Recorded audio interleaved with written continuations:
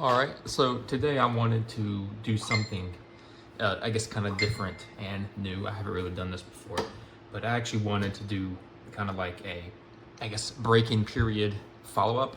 So this truck, which is the Max, which I opened, I don't know, was it probably 2 or 3 weeks ago?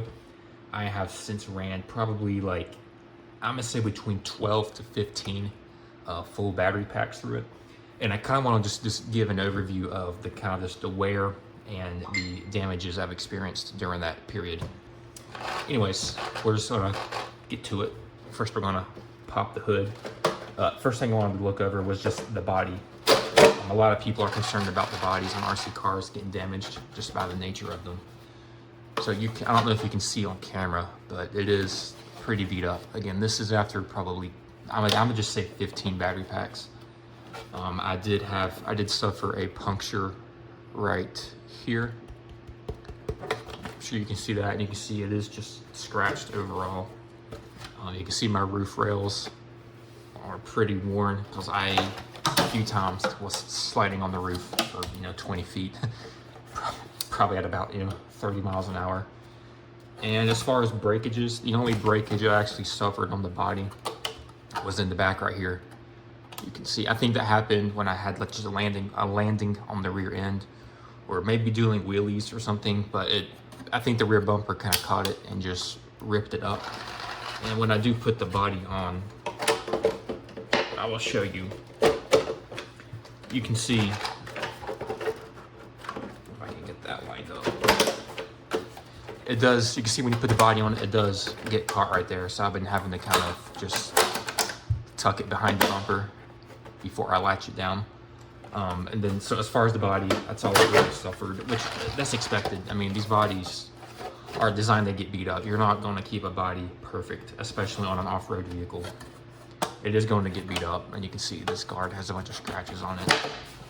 So as far as the body, I'm not too surprised. And again, none of this stuff is actually that big of a deal. It doesn't really affect anything. The next, I want to look at the tires. You can see tires do have quite a bit of wear on them, and this is mainly from me just running on asphalt, trying to get top speed runs. And one thing I have noticed for sure is they are definitely softer. Once the tires do get broken in, they do definitely get a lot softer, and so that is nice. Yeah, you can see they're starting to get some balding on the middle tread here, and I don't really have that many flat spots. You can see because I have locked the brakes up a few times on asphalt. Again, because this truck does not have ABS. You can see, look on this one. I see a little bit of a flat spot on this tire. And it is the same story for the rear. You can see I am starting to get some wear on the rears. I have rotated the tires too. The wears actually do wear out a little bit more than the fronts, I've noticed. Yeah, I got some balding. The same for this one.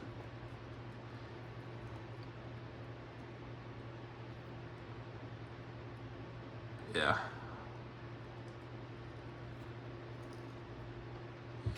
You see the wheelie bar has taken some wear because these are plastic. These wheels are plastic, and I don't think they're right on ball bearings. Again, it's not, the wheelie bar is not that important, so. And let's see, yeah. So anyways, that's enough of that. Now it's time to cover some. So I did suffer a failure or a damage, and it actually happened last night, funnily enough. So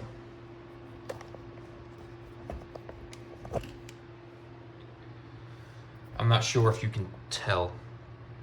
Yeah, you see how my steering servo is at probably a 20-degree angle.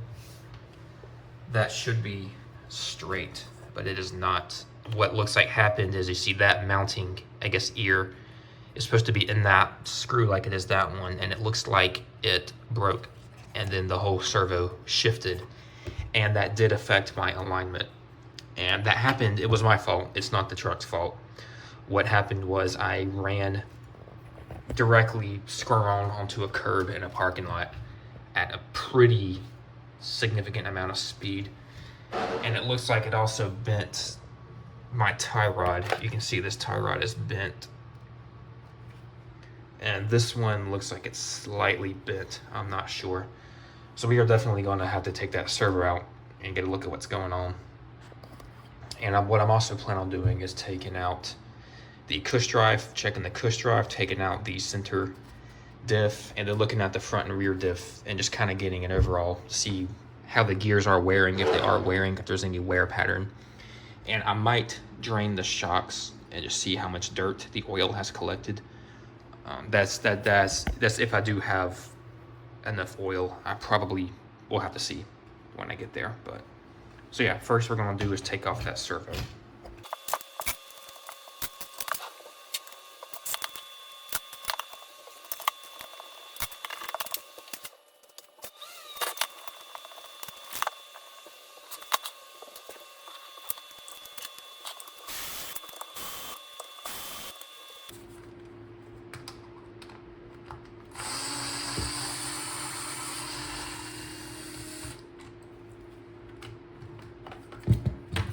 Okay, so we're removing these 4 screws.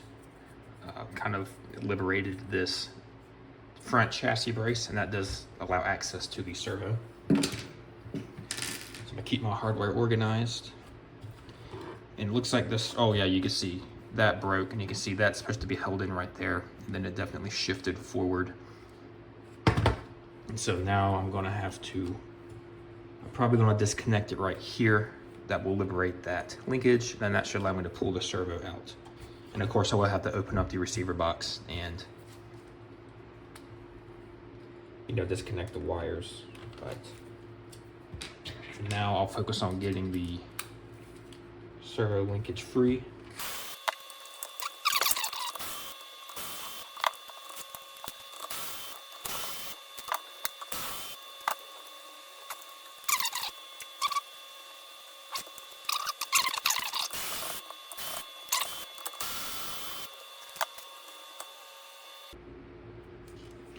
Yeah, so you can see it looks like both ears on the front, because it goes in like that.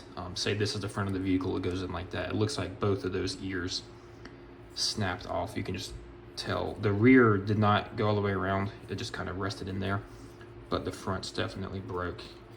And it does not look like the linkage bent. It was putting, this way it was shifted, it kind of was putting an odd pressure on it, but I don't believe my linkage is bent. So.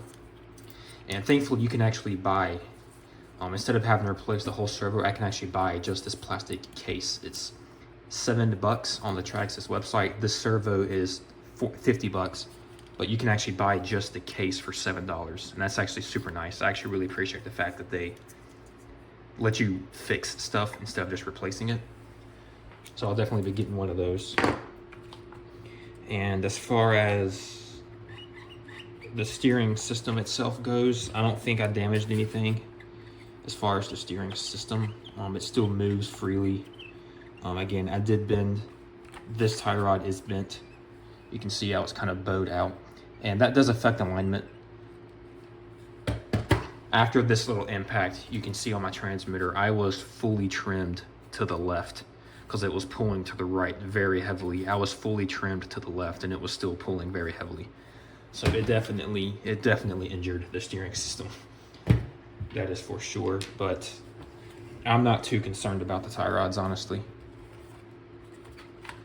I'm gonna get that servo fixed and then we'll see how it goes. Again, I'm not too concerned about the tie rods. Okay, so next, what I think I wanna do, I'm actually gonna start at the, we'll start at the front. I'm gonna try to get the front differential out, and then we'll check the wear pattern on that and see how that looks.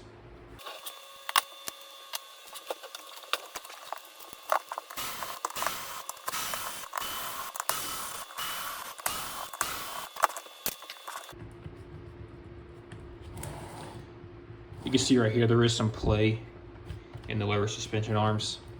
I think what happened is these wheels, these RTRs, they don't balance the wheels from the factory.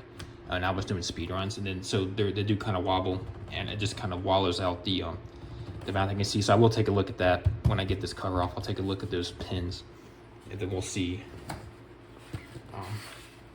if they're kind of wallowed out or not after I get the front clip off, which I have never done before actually. I'm not sure how it goes on.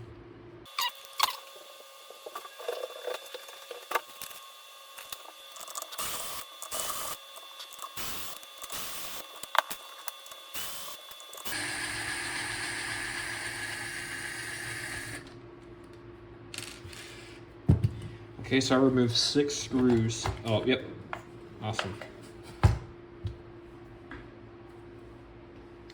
And so this is the front assembly. You can see the drive shaft comes off with it.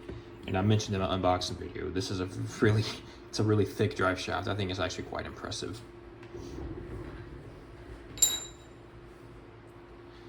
So this is the front assembly. See, that's the input for the front diff. And the steering system does come with it. And so now my goal is to basically get access to the diff, which I believe will involve removing this entire shock tower, which I think I can just remove that screw right there. Then I'll just remove these 2 screws with the shock, and then I just probably basically just take the whole assembly. Yeah, I think that's what we'll do. Oh, and you see that screw started coming out. So you do have to watch that. I recommend every screw on an RC car that is involved and that's related with suspension, kind of has stress on it. I'd recommend just thread locking them all. Just take them all out and thread locking them from the factory. So I'm definitely gonna address that with thread lock. But now I'm gonna get this upper shock tower off.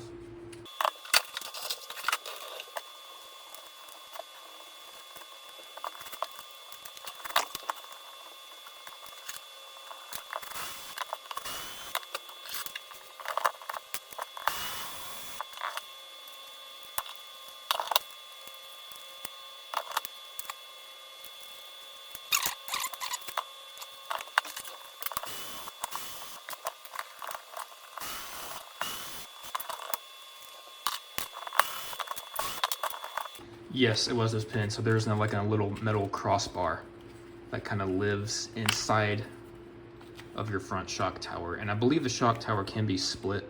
There is a screw right there, kind of in that little hole. You can't see it, but you can split this, but it's just easier to take the shock tower off. All right, and now to get to the diff, I believe I just have to lift this cover off, which in order to do that, I'll probably have to remove the steering system, which you probably don't have to. I'm going to, just to get it out of my way. So I'm basically going to disconnect it from here and here. Then the whole thing should just kind of come up.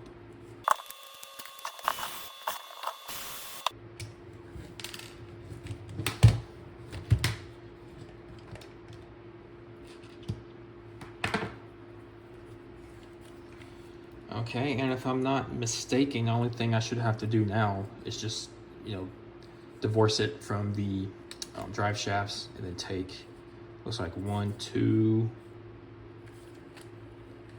Oh no, I gotta take this front skid plate off. I think the screw that hold this on coming from underneath. Yeah. So, yeah. Next, I'm gonna take this skid plate off.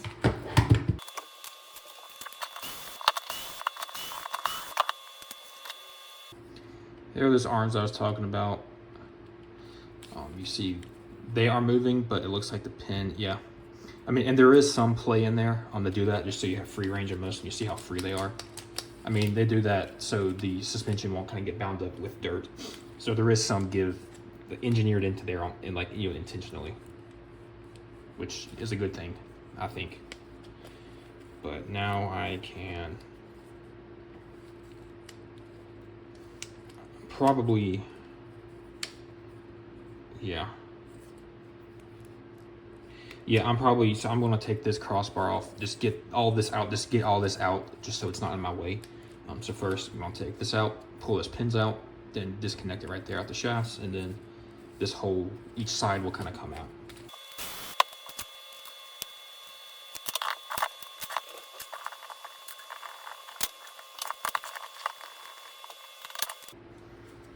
All right, now I'm going to get this front diff out and see what we got inside.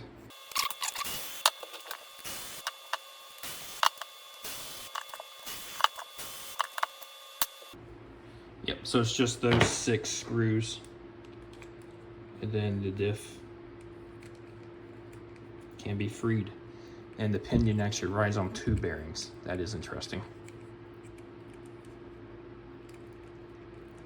And that be my diff.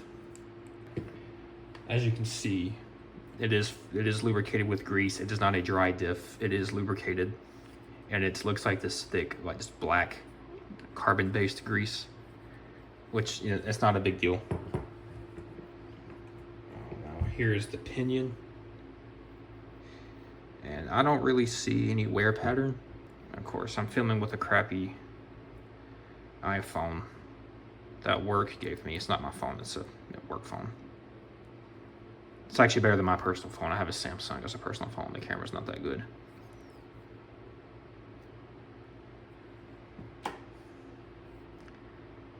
But I am not seeing a discernible wear. A little bit of shininess, just where the varnish worn off, because it probably is heat treated, so that, you know, metal kind of gets that distinctive discoloration when it's heat treated, and it looks like I can see some like shiny stuff in the valley of the teeth.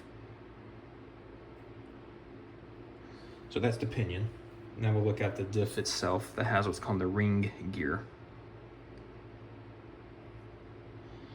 And on the ring gear, looks like the same story. Not really, doesn't really have a discernible wear pattern yet. I'm not seeing anything abnormal. Bearings still spin freely. They are dirty, but they still spin freely. But yeah.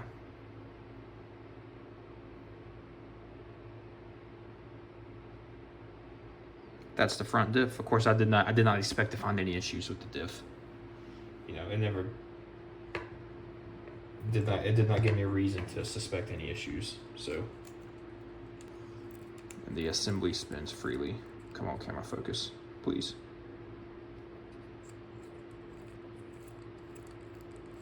Yep. So now what I think I'm going to do is I'm going to get this all cleaned up, get the front assembly put back together, then I'm going to go to the rear.